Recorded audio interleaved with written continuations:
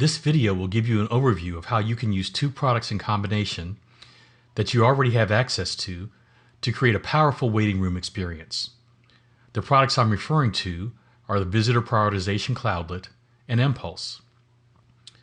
As a current Visitor Prioritization customer, you're aware that it acts as a front-end shock absorber when peak traffic increases demand for those transactions that require origin processing, like shopping cart checkouts, donation pages, application subscriptions, registrations, and so forth. And mPulse provides real-time monitoring of all site traffic. When used with Visitor Prioritization, mPulse provides real-time insight into the waiting room experience, providing you the visibility that you need to make on-the-fly changes to your waiting room settings. Here's an example of an mPulse dashboard used recently to track a vaccine enrollment waiting room. The top widget shows 3 data points: page views for all users in green, allowed users in purple, and waiting room users in blue. The time frame for this view is 9 hours between 8 a.m. and 5 p.m., but we could easily change the time to show the latest 1 minute of real-time data. The spikes in the graph represent the page refreshes for the waiting room lottery. In this example, it looks like the refresh time is set to 15 minutes, so every 15 minutes the waiting room page will refresh and attempt to allow users in again. The default refresh time is 30 seconds, but can be set to whatever time is best for your situation. The next row of widgets shows session information about the waiting room and allowed users, including the average session duration and length. The next 2 rows of widgets show the pages that are viewed by waiting room and allowed users. Of course, the only page for waiting room users will be the waiting room page itself, but it's useful to see the names and performance of the pages of the allowed users. This is one example of a custom waiting room tracking dashboard. Of course, this dashboard can be modified to show exactly what you want to see regarding your users. You can learn more about creating custom dashboards in our dashboard video on this same channel. But remember, again, this data is reported in real time, as is all mPulse data. Let's take a quick look at how we set up the integration between Visitor Prioritization and mPulse. The first step is to create a branded waiting room page. You can see the page that I've created here. You can get as creative as you'd like with this page, including product videos and other engaging media.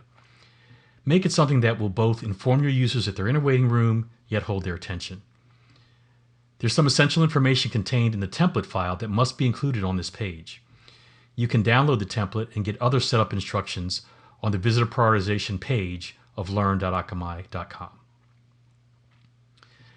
Next, you'll want to create a policy that defines the rules for your waiting room. These rules define your user population and the conditions that allow them to move from the waiting room to the site.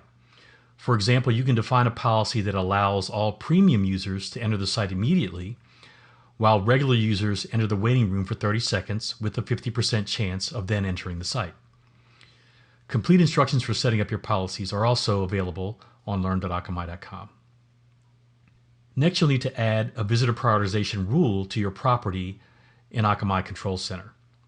As with other property rules, you'll want to define the match condition for visitor prioritization. This can be just the promotional landing page or the entire site. In this example, the waiting room is set up for just the flash sale landing page. The other important component of this setup is the instance label. This defines the name of the cookie that will be created to distinguish between waiting room users and allowed users. In this example, the cookie name will be based on the instance label flash sale. Users that meet the waiting room criteria will have a cookie created called AKAVPWR_flash sale. Users that meet the allowed user criteria will have a cookie created named AKAVPAU_flash sale. Next, you'll want to add a custom dimension to mPulse.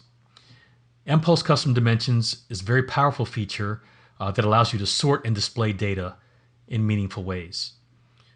One of the sources of the custom dimension is a cookie value.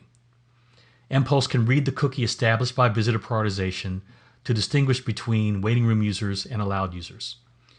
This is the foundation of the real-time reporting that mPulse provides for visitor prioritization data. You can set up a custom dimension by editing your app in mPulse and going to the Dimensions tab. notice an existing dimension called Domain. Click the green plus sign to create a new dimension. Enter the name, we'll call it VP Allowed. Select Cookie as the value source. Enter the name of the allowed cookie based on the name of the instance label you define in your property. And enter a regex value that will capture the value of the cookie. Enter Yes in the replacement field. Repeat this process for the waiting room user cookie.